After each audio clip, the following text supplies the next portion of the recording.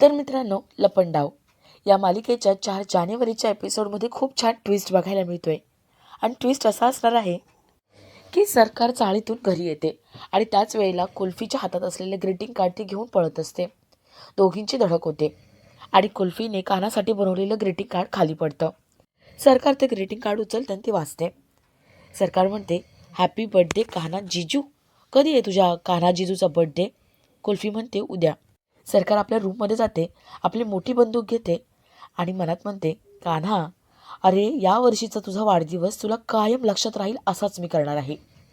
सरकारने दाभाडे मावशींचा खून करायचं ठरवलेलं असतं आणि त्या सगळ्यामध्ये ती कान्हाला अडकवणार असते.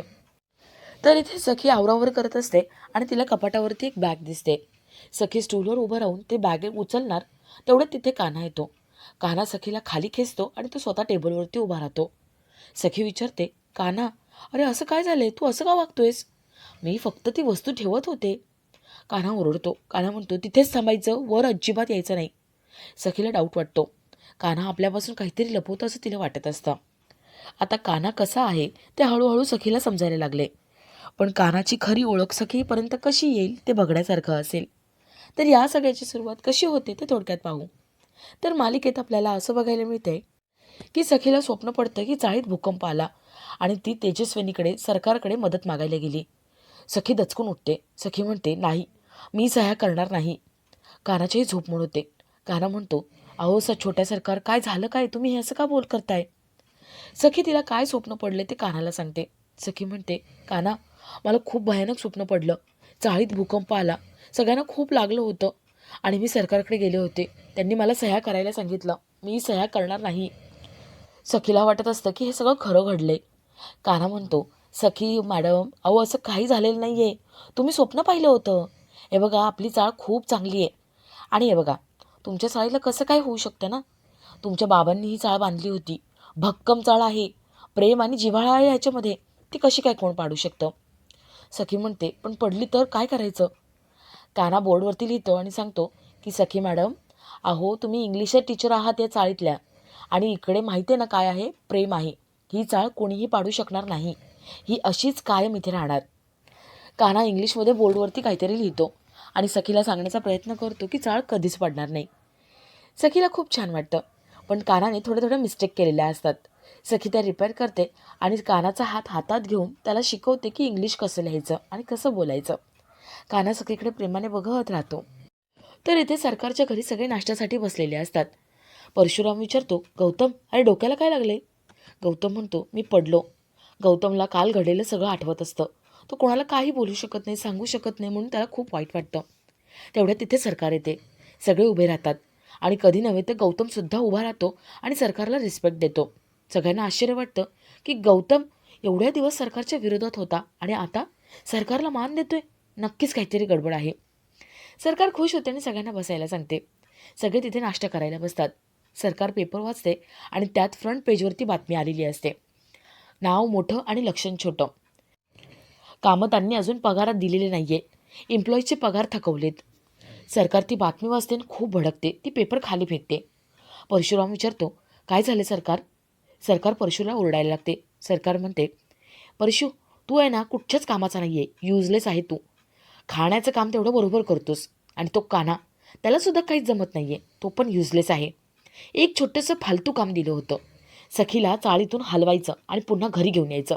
पण ते सुद्धा त्याला जमलं नाही आहे. सरकार नाश्ता न करता पेपर घेते आणि परशुरामला आपल्यासोबत जायला सांगते. ते दोघं तिथून निघतात. तर इथे सखी चाळीत सगळ्या मुलांसोबत आंधळी कोशिंबीर खेळत असते. कान्हा तिथे येतो आणि कान्हा सखीला चॅलेंज देतो. कान्हा म्हणतो, छोटे सरकार, तुम्ही जर मला पकडलत तर तुम्हाला हवं ते देईन. सखी म्हणते, चालेल, चॅलेंज एक्सेप्टेड. सखी सगळ्यांसोबत आणि कान्हासोबत आंधळी कोशिंबीर खेळते. सगळे छान एन्जॉय करत असतात आणि तेवढ्यात तिथे एक गाडी येते. त्या गाडीतून सरकार परशुराम उतरतात. सखी समोर धरते आणि तिच्या हाताला सरकारचा हात लागतो. सखीला वाटतं की तिने कान्हालाच पकडले. सखी डोळ्यावरची पट्टी बाजूला करते आणि तिला सरकार दिसते. सखी विचारते, सरकार, तुम्ही आणि चाळीत? आश्चर्य आहे. सरकार म्हणते, दाभाडे कुठे? मला दाभाडेंशी बोलायचे. सगळे सांगतात की दाभाडे मावशी बाहेर गेल्यात, नाही आहे इथे. सरकार म्हणते, ठीक आहे, मग मला चाळकऱ्यांशी बोलायचे. सरकार सगळ्या चाळकऱ्यांना म्हणते, अरे 2026 आले आणि तरी तुम्ही चाळीत काय करताय? तुम्ही चाळीत राहताय? जरा विचार करा. या चाळीतून बाहेर पडा. ही चाळ सोडा आणि मोठ्या आलिशान फ्लॅटमध्ये राहायला जा. असा फ्लॅट ना की जिथे तुम्हाला सनराईज सनसेट घरात बसून दिसेल, 24 तास पाणी असेल, प्लेग्राऊंड असेल तुमच्या या मुलांसाठी खेळायला, स्वच्छता असेल. जरा विचार करा. ही चाळ सोडून द्या आणि आलिशान फ्लॅटमध्ये राहायला जा. अरे तिथे गेलात तर किती छान होईल, किती सोय होईल तुमची. तुम्ही एकदा का तिथे राहायला गेलात ना की तुम्हाला ही चाळ छोटी वाटायला लागेल. चाळीतला एक माणूस म्हणतो, अहो सरकार, आम्ही चाळी सोडून जाऊ, पण त्यासाठी पैसा लागेल ना, आणि तो कुठून आणायचा? सरकार म्हणते, एवढा छोटासा प्रॉब्लेम, ह्या प्रॉब्लेमवरती मी सोल्युशन देते. सरकार ब्लँक चेक देते आणि सगळ्यांना म्हणते, हा बघा, हा आहे ब्लँक चेक. या चेकवर तुम्हाला हवा तेवढा सगळे मिळून आकडा टाका. तुम्ही जेवढे पैसे मागाल तेवढे मी तुम्हाला देईल. त्या बदल्यात तुमचे प्रॉपर्टी पेपर्स माझ्याकडे जमा करायचे. चाळकरी कोणी काही बोलत नाही. सगळे गप्प असतात, एकमेकांच्या तोंडाकडे बघत असतात. सरकार म्हणते, काय झाले, टेन्शन आले का? अरे टेन्शन घेऊ नका. हे बघा, तुमच्या मनात गैरसमज असतील ना तर ते दूर करा. हा चेक घेण्यामध्ये, ही चाळ सोडून जाण्यामध्ये तुमचा फायदा आहे. जरा तुम्ही विचार करा ना. मी तुम्हाला सुख देते. चला, एवढीच गोष्ट नाही हा. ही चाळ पाडून जेव्हा मी मॉल बांधेन ना त्यावेळेस तुम्हाला परवडतील अशा वस्तूसुद्धा मी ठेवेल खरेदीसाठी. आता तरी विचार करा. अरे ही चाळ सोडून जा तुम्ही.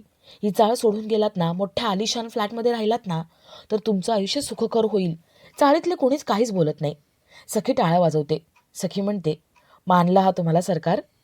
अहो कसला गेम केलात तुम्ही. तुम्हाला काय वाटलं, तुम्ही ह्या चाळकऱ्यांना विकत घ्याल आणि नंतर ही चाळ रिकामी कराल आणि मग मी मी ही चाळ सोडून कुठे जाणार म्हणून घरी परत येईल आणि त्यानंतर तुम्ही प्रॉपर्टी पेपरवरती सह्या घ्याल का? परशुराम म्हणतो, सखी तुला वाटतं तसं काही नाही आहे गं. आणि सखी, अगं तुझ्या एका सहीने सगळ्यांचं भलं होणार आहे. खूप विचार कर गं, खूप जणांचं भलं होईल. शांतपणे शांत डोकं ठेवून विचार कर. अगं आयुष्यभर काय हे सगळेजण चाळीतच राहणार आहे का? ही चाळ कुठल्याही क्षणी कोसळू शकते. जरा त्याचा विचार कर. सखी म्हणते, नाही, अजिबात कोसळणार नाही. कारण माझ्या बाबांनी ही खूप छान प्रेमाने चाळ बांधलेली आहे. ही अशीच राहणार, ती कधीही तुटणार नाही, माझा पूर्ण विश्वास आहे. आणि हो, माझ्या मनाविरुद्ध कोणीही चाळ तोडू शकत नाही. सरकार, ही गोष्ट पण तुम्ही लक्षात ठेवा. सरकार म्हणते, काय म्हणालीस तू? तुझ्या बाबांचं नाव घेतलंस ना? घे, हा पेपर वाच, याच्यामध्ये बातमी आली आहे. तुझ्या बाबांच्या कंपनीचं नाव फ्रंट पेजवरती आले. सखी, जर तू सही केली नाही ना तर कंपनीतले एम्प्लॉईज उपाशी राहतील आणि ही चाळ मग तोडावीच लागणार. सखी म्हणते, अहो सरकार, तुम्हाला काय वाटतंय, तुम्ही या चाळकऱ्यांना चाळीला विकत घेऊ शकाल का? पण ही चाळ आणि ही चाळीतली माणसं नॉट फॉर सेल आहेत. तुम्ही काय म्हणालात आत्ता? तुम्हाला वाटेल तेवढे पैसे देईन. अहो तुम्ही ओव्हर कॉन्फिडन्समध्ये आहात आणि त्यामुळे तुम्ही जी गोष्ट बोललात ना ती तुमच्या लक्षात नाही आहे. आत्ता तुम्ही म्हणालात की एम्प्लॉईजचे पगार थकलेत आणि आत्ता 2 मिनिटापूर्वी तुम्ही ब्लँक चेक देत होतात. म्हणजे तुमच्याकडे पैसे आहेत. पण मी प्रॉपर्टी पेपरवरती सह्या करत नाही म्हणून तुम्ही सगळ्यांचे पगार थकवलेत ना? जर तुम्ही ठरवलंत ना तर तुम्ही ब्लँक चेकवरती कितीही आकडा टाकून सगळ्यांचे पगार क्लिअर करू शकता. पण तुम्ही मुद्दाम तसं करत नाही आहे. सरकार, मी तुम्हाला हे होऊ देणार नाही. मी प्रॉपर्टी पेपरवरती सह्या करणार नाही, चाळ रिकामी होऊ देणार नाही. हे चाळ माझं कुटुंब आहे. मी चाळीची आहे आणि चाळ माझी आहे. शेवटच्या श्वासापर्यंत मी तुम्हाला ही बळकावू देणार नाही. सरकार, तुम्ही माझं प्रेम गमावलं होतं हो. आता या चाळकऱ्यांच्या नजरेतलं रिस्पेक्टसुद्धा गमावलं आहे. सरकार खूप चिडलेली असते आणि आपला आजचा हा भाग इथेच संपतो.